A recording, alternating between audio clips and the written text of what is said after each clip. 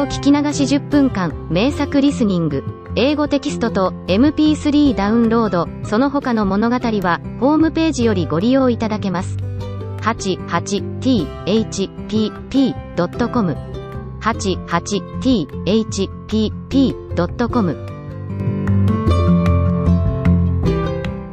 The palace was finished by next day, and the genie carried him there and showed him all his orders faithfully carried out, even to the laying of a velvet carpet from Aladdin's palace to the Sultan's.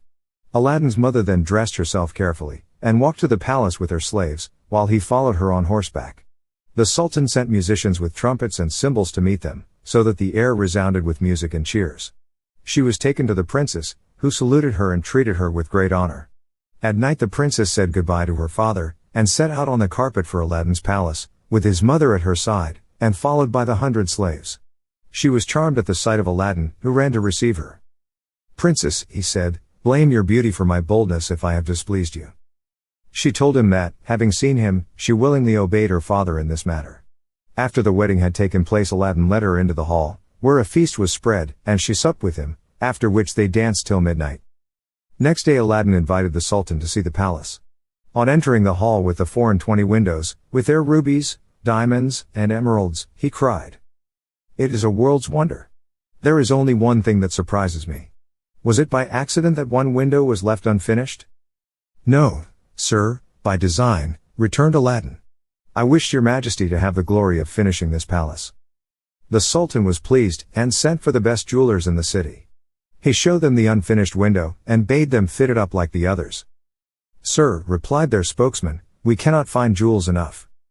The Sultan had his own fetched, which they soon used, but to no purpose, for in a month's time the work was not half done. Aladdin, knowing that their task was vain, bade them undo their work and carry the jewels back, and the genie finished the window at his command. The Sultan was surprised to receive his jewels again and visited Aladdin, who showed him the window finished. The Sultan embraced him, the envious vizier meanwhile hinting that it was the work of enchantment. Aladdin had won the hearts of the people by his gentle bearing.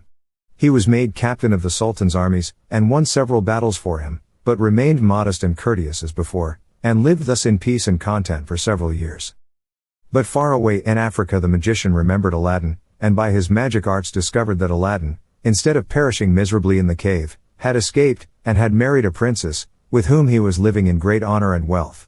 He knew that the poor tailor's son could only have accomplished this by means of the lamp, and traveled night and day till he reached the capital of China, bent on Aladdin's ruin. As he passed through the town he heard people talking everywhere about a marvelous palace.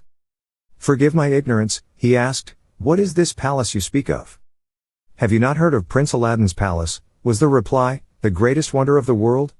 I will direct you if you have a mind to see it." The magician thanked him who spoke, and having seen the palace knew that it had been raised by the genie of the lamp, and became half mad with rage.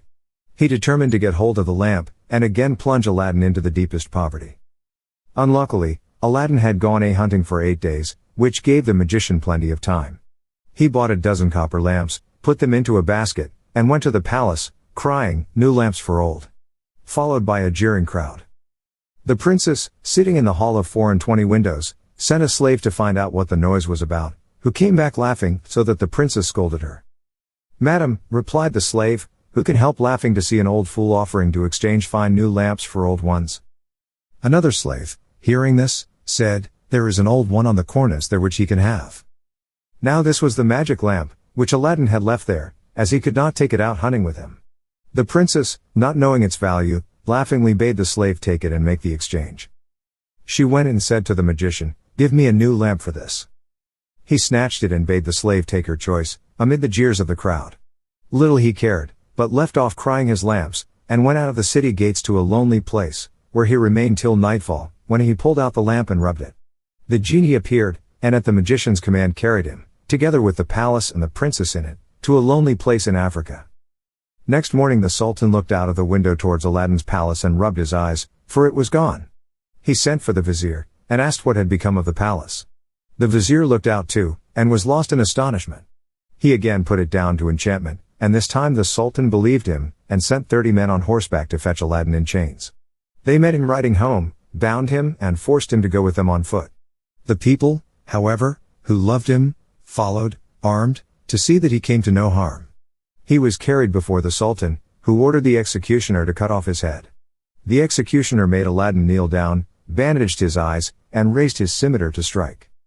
At that instant the vizier, who saw that the crowd had forced their way into the courtyard and were scaling the walls to rescue Aladdin, called to the executioner to stay his hand. The people, indeed, looked so threatening that the Sultan gave way and ordered Aladdin to be unbound, and pardoned him in the sight of the crowd.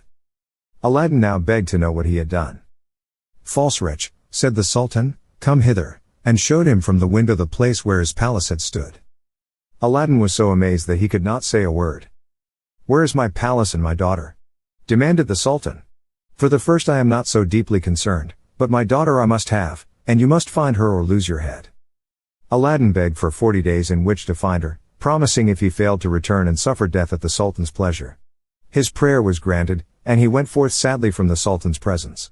For 3 days he wandered about like a madman, asking everyone what had become of his palace, but they only laughed and pitied him. He came to the banks of a river, and knelt down to say his prayers before throwing himself in. In so doing he rubbed the magic ring he still wore. The genie he had seen in the cave appeared, and asked his will. "Save my life, genie," said Aladdin, "and bring my palace back." "That is not in my power," said the genie, "I am only the slave of the ring, you must ask the slave of the lamp." "Even so," said Aladdin, "but thou canst take me to the palace, and set me down under my dear wife's window." He at once found himself in Africa, under the window of the princess, and fell asleep out of sheer weariness. He was awakened by the singing of the birds, and his heart was lighter. He saw plainly that all his misfortunes were owing to the loss of the lamp, and vainly wondered who had robbed him of it. That morning the princess rose earlier than she had done since she had been carried into Africa by the magician, whose company she was forced to endure once a day. She, however, treated him so harshly that he dared not live there altogether. As she was dressing, one of her women looked out and saw Aladdin. The princess ran and opened the window, and at the noise she made Aladdin looked up. She called to him to come to her, and great was the joy of these lovers at seeing each other again. After he had kissed her, Aladdin said, "I beg of you, princess, in God's name, before we speak of anything else, for your own sake and mine, tell me what has become of an old lamp I left on the cornice in the hall of 24 windows, when I went hunting." "Alas," she said, "I am the innocent cause of our sorrows," and told him of the exchange of the lamp. "Now I know," cried Aladdin, "that we have to thank the African magician for this. Where is the lamp?" "He carries it about with him," said the princess. "I know, for he pulled it out of his breast to show me. He wishes me to break my faith with you and marry him, saying that you were beheaded by my father's command. He is forever speaking ill of you, but I only reply by my tears. If I persist, I doubt not that he will use violence." Aladdin comforted her, and left her for a while.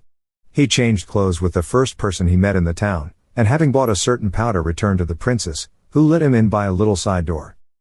"Put on your most beautiful dress," he said to her, "and receive the magician with smiles, leading him to believe that you have forgotten me. Invite him to sup with you, and say you wish to taste the wine of his country. He will go for some, and while he is gone I will tell you what to do." She listened carefully to Aladdin, and when he left her arrayed herself gaily for the first time since she left China. She put on a girdle and headdress of diamonds, and seeing in a glass that she looked more beautiful than ever, received the magician, saying to his great amazement, "I have made up my mind that Aladdin is dead, and that all my tears will not bring him back to me, so I am resolved to mourn no more, and have therefore invited you to sup with me. But I am tired of the wines of China, and would fain taste those of Africa." The magician flew to his cellar, and the princess put the powder Aladdin had given her in her cup. When he returned she asked him to drink her health in the wine of Africa, handing him her cup in exchange for his as a sign she was reconciled to him. Before drinking the magician made her a speech in praise of her beauty, but the princess cut him short saying, "Let me drink first, and you shall say what you will afterwards." She set her cup to her lips and kept it there, while the magician drained his to the dregs and fell back lifeless. The princess then opened the door to Aladdin, and flung her arms round his neck, but Aladdin put her away, bidding her to leave him, as he had more to do. He then went to the dead magician, took the lamp out of his vest, and bade the genie carry the palace and all in it back to China. This was done, and the princess in her chamber only felt 2 little shocks, and little thought she was at home again. The Sultan, who was sitting in his closet, mourning for his lost daughter, happened to look up, and rubbed his eyes, for there stood the palace as before.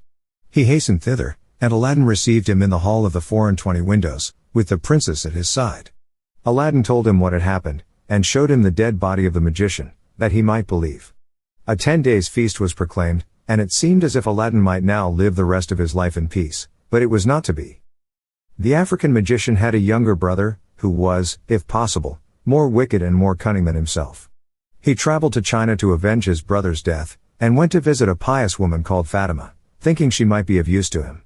He entered her cell and clapped a dagger to her breast, telling her to rise and do his bidding on pain of death. He changed clothes with her, colored his face like hers, put on her veil and murdered her, that she might tell no tales. Then he went towards the palace of Aladdin, and all the people, thinking he was the holy woman, gathered round him, kissing his hands and begging his blessing. When he got to the palace, there was such a noise going on round him that the princess bade her slave look out of the window and ask what was the matter. The slave said it was the holy woman, curing people by her touch of their ailments, whereupon the princess, who had long desired to see Fatima, sent for her. On coming to the princess, the magician offered up a prayer for her health and prosperity. When he had done, the princess made him sit by her, and begged him to stay with her always. The false Fatima, who wished for nothing better, consented, but kept his veil down for fear of discovery. The princess showed him the hall, and asked him what he thought of it. "It is truly beautiful," said the false Fatima.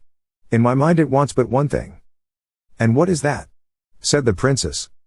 "If only a roc's egg," replied he, "were hung up from the middle of this dome, it would be the wonder of the world."